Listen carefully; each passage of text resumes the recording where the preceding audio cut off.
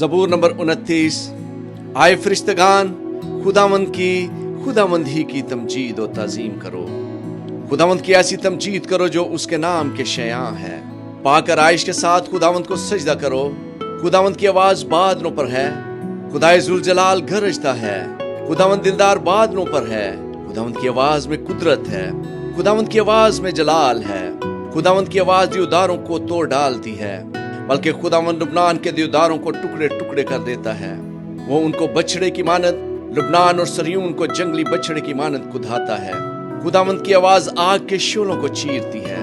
खुदावंद की आवाज बियाबान को हिला देती है। खुदावंद कादस के बियाबानों को हिला डालता है। खुदावंद की आवाज से हरनियों के हमल गिर जाते हैं और वो जंगलों को बेबर कर देती है। उसकी हैकल में हर एक जलाल ही जलाल पुकारता है। खुदावंद तूफान के वक्त तख्त नशीन था, बल्कि खुदावंद हमेशा तक तख्त नशीन है। खुदावंद अपनी उम्मत को जोर बख्शेगा। खुदावंद अपनी उम्मत को सलामती की बरकत देगा। आमीन।